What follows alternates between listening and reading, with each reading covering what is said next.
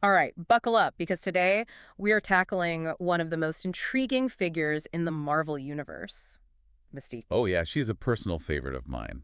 Always keeps you guessing. Exactly. And luckily for us, we've got excerpts from her official Marvel bio to pick apart. Lots to unpack there. No kidding. So we're diving deep into her past, her powers, her motivations. Let's be real. Most people know Mystique as, well, the seductive, morally ambiguous assassin. But there is so much more to this character. Oh, absolutely. This deep dive is going to be a wild ride, trust me. We're talking forbidden romance, espionage that spans centuries, and a family drama that would make the most twisted soap opera blush. Now that's what I call a hook. Yeah. So where do we even begin with a character like Mystique? Well, the bio doesn't make it easy, that's for sure. How so? Right off the bat, we're hit with the mystery. What's her real name? Where does she come from? Nobody knows. Seriously, they don't even give us a hint. Nope. It's like trying to find the starting point of a hall of mirrors. And the longer you look, the more you realize that with Mystique, everything is a potential illusion. Even her age is a mystery. I guess when you can change your appearance at will, you can also erase a few wrinkles along the way, huh? Exactly. We could be talking centuries here. Imagine the stories she could tell. Talk about a long game. But this air of mystery, it's all part of her charm, isn't it? Oh, absolutely. It's what makes her such a compelling character. She's a blank slate, a chameleon who can blend into any crowd, any identity. Which makes you wonder, who is she really under all those disguises? What makes Mystique tick? That's the million-dollar question. And to even begin to understand her, we need to talk about another fascinating character, Irene Adler, better known to Marvel fans as Destiny. Now, these two were more than just partners in crime. They were lovers. Can you believe it? Wait, seriously, Mystique and Destiny. Now, that's a power couple, but knowing what we do about them, I'm guessing their relationship wasn't all sunshine and roses, right? You're right on the money with that one. This wasn't some fairy tale romance. Their love was forged in the fires of persecution and defined by a shared struggle for survival. They lived in a world that hated and feared what they were, so they learned to fight back, to rely on each other. Exactly. And in doing so, their bond deepened.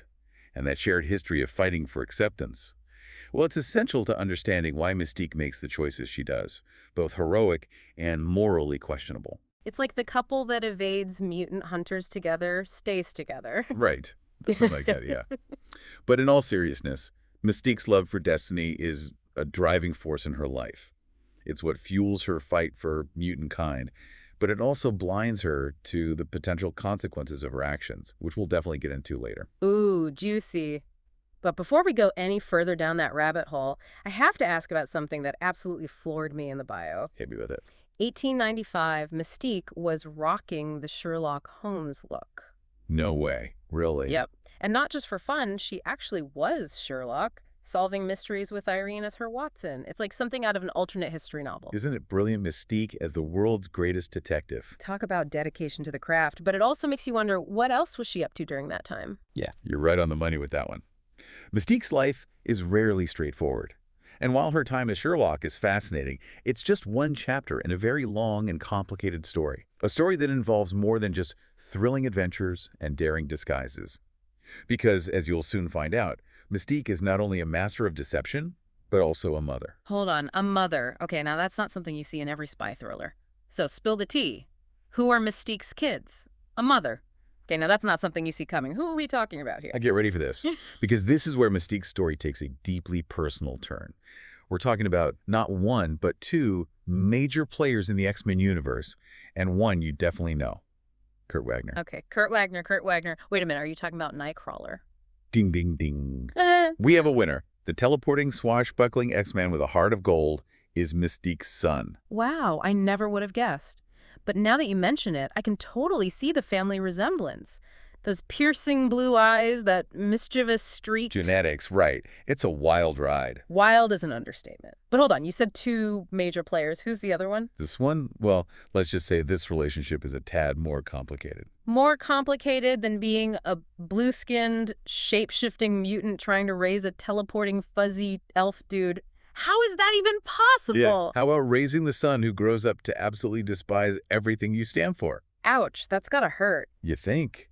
Mystique's other son is none other than Graydon Creed. Graydon Creed, that name rings a bell. Oh man, he's the founder of the Friends of Humanity, right? The guy who's dedicated his life to exposing and eliminating the mutant threat. The one and only. Talk about a slap in the face. That's rough. I mean, you fight tooth and nail for mutant acceptance, and then your own flesh and blood dedicates his life to, you know, destroying everything you are. That's Right. brutal. It's beyond brutal. Imagine the emotional turmoil. It's one thing to have a child turn their back on you, but to become the poster boy for your oppression. That's a special kind of heartbreak. I can't even imagine. It makes you wonder what went wrong, though, right? Was there a specific event that pushed him down that path, or was it a slow burn of resentment? That's the million-dollar question, isn't it? There's a lot of speculation surrounding Graydon Creed's upbringing, but what we do know is that Mystique gave him up for adoption when he was just a baby. Oh, wow. So he never even knew his birth parents. Nope. Grew up with no idea about his true heritage, which adds another layer of tragedy to this whole saga, don't you think? Absolutely. It's like a classic nature versus nurture dilemma. Was he always destined to become this mutant-hating figure, or did his upbringing, the lack of a family, push him in that direction? It really makes you think, right? And it highlights something crucial about Mystique's story and mutants in general. Family matters. It's a good reminder that for all their powers, mutants are still, well, human, and family dynamics can be just as messy and heartbreaking in the Marvel Universe as they are in our own. Couldn't have said it better myself. And those complexities, they don't stop there. We've got Nightcrawler on one end of the spectrum, total acceptance, and Graydon Creed on the other, complete rejection. And then there's Rogue, right? Stuck somewhere in between. Ah, Rogue. The Southern Belle who can absorb powers with a touch. Her relationship with Mystique, that's a whole other can of worms. I've always been fascinated by Rogue. She's got that whole bad girl with a heart of gold thing going on, and her powers are insane. Tell me about it. And Mystique saw a lot of herself in Rogue. Took her under her wing, trained her in the art of espionage. A classic mentor-student relationship. But something tells me Mystique wasn't exactly the world's most nurturing mother figure, right? Let's just say Mystique's guidance came with a healthy dose of manipulation. It was a tumultuous relationship marked by love, betrayal, you name it. It sounds exhausting. You have no idea. But it speaks to that inner turmoil we were talking about earlier. Mystique craves connection, longs for a sense of belonging, but her own actions, her need for control, constantly sabotage her chances at genuine, healthy relationships. It's like the classic case of the mentor seeing their younger self in their protege, but also projecting their own unresolved issues onto them. Bingo. It's a cycle that repeats throughout Mystique's life. And it all ties back to that fundamental question: who is Mystique beneath the surface? Speaking of surfaces, we've been dancing around Mystique's powers.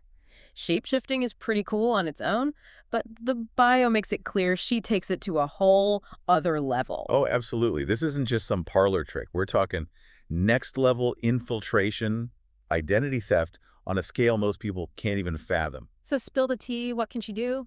We're talking voices, fingerprints, even retinal patterns. Hold up, retinal patterns too, so she could bypass any security system. Pretty much. She doesn't just fool your eyes, she fools technology too. She can become anyone, anywhere, and vanish without a trace. Now that is both impressive and terrifying. Exactly. That's what makes her such a formidable opponent. You never know who you're dealing with. She could be listening to us right now. She could be. But there is one limitation.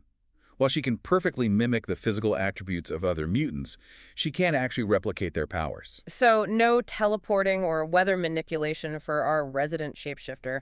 Afraid not. Think of it as the ultimate illusion. Yeah. She can look and sound the part, but she can't actually wield their abilities. Still pretty impressive. But all this talk of her powers, it brings us to the age-old question about Mystique. Is she a villain? An antihero? Is she just trying to survive in a world that wants to eliminate her kind? The million-dollar question. And the answer, well, it's about as straightforward as Mystique herself. Which is to say, not at all. You got it. She walks this razor-thin line between good and evil, and her motivations are always a tangled mess of love, survival, and, let's be real, a healthy dose of vengeance. Which makes sense, right? This is a woman who's experienced centuries of prejudice and persecution. That's gotta leave a mark. For sure. Those scars run deep, and they often manifest in her actions. She's capable of great love, absolutely, but she's also capable of ruthless pragmatism. She's a survivor, through and through. No doubt about it. She's willing to do whatever it takes to protect herself, her loved ones, and mutant kind as a whole. Yeah. Even if it means making some morally questionable choices along the way. Which brings us to a pivotal moment in recent X-Men history. The Krakoan era. Ah, yes, Krakoa. the mutant nation. Mm. For those who haven't been keeping up, it's a safe haven, a place where mutants can finally live freely, embrace their powers, and forge their own destiny. Sounds idyllic, but the bio hints that things aren't so simple, especially where Mystique is concerned. You're catching on quickly. You see, while Mystique was instrumental in Krakoa's founding, she had one non-negotiable condition: the resurrection of her beloved destiny. Wait, hold up. They can resurrect mutants now, like bring them back from the dead, and they're hesitant about bringing back Mystique's soulmate, the love of her very long life. You've hit the nail on the head. Yeah. And this resurrection dilemma, it becomes a major point of contention between Mystique and Krakoa's leadership.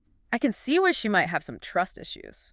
Talk about a slap in the face. Hey, help us build this mutant utopia, but oh, by the way, your dead wife, yeah, we're not so keen on bringing her back. Pretty much. So they've got this power to literally bring people back from the dead, and they're hesitating about reuniting Mystique with the love of her life. I can see how that might sting just a little. Sting. That's an understatement. We're talking about a level of betrayal that would make even the most jaded villain think twice. Right, because this isn't just some fling. We're talking about centuries of love, of shared struggle, of unwavering devotion. Exactly. And let's not forget, Mystique is not exactly known for her patience. Especially when it comes to destiny. Oh, absolutely not. You cross that line, you're playing with fire. And Mystique, well, she's got a whole arsenal of matches ready to strike.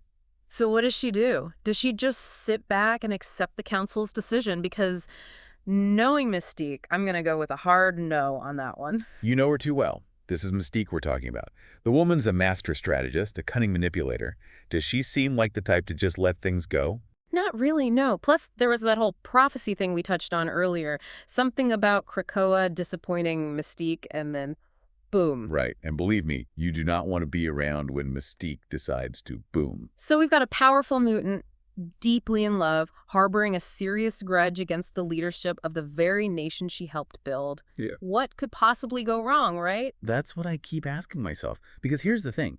Mystique's love for destiny, as powerful as it can also be incredibly possessive. It's a love born from loss, from a deep-seated fear of being alone. Makes sense, though, right? After centuries of hiding who she is, of being betrayed and abandoned, is no wonder she clings so tightly to the one person who truly gets her. Exactly. But that fear, that possessiveness, it can cloud even the sharpest mind. And Mystique, for all her brilliance, she's not immune to it. She gets so fixated on righting this perceived wrong, on getting what she wants, that she loses sight of the bigger picture. It's classic tragic flaw, isn't it? And it makes you wonder, can someone like Mystique ever truly find peace? Can someone who's built their life on deception, on wearing masks, ever truly let someone in, let their guard down? The million-dollar question. And unfortunately, this bio doesn't give us the answer. It just gives us more to think about, more to dissect, more to puzzle over. Which is, honestly, the best kind of ending, right? Leaves you wanting more. Oh, absolutely. And with a character like Mystique, there's always more beneath the surface. Always another layer to uncover, another secret to whisper, another identity to slip into. Well, there you have it, folks. Mystique. Master of disguise, devoted lover, heartbroken mother, and a force to be reckoned with in the ever-evolving world of mutants. Don't forget Agent of Chaos. Right. How could I forget? This deep dive has taken us from the shadowy streets of Victorian England to the shores of Krakoa, and I don't know about you, but I'm ready for a nice, relaxing vacation, one that hopefully doesn't involve any shape-shifting secret societies or resurrected mutants. Sounds like a plan. Until next time, keep exploring, keep questioning, and keep diving deep.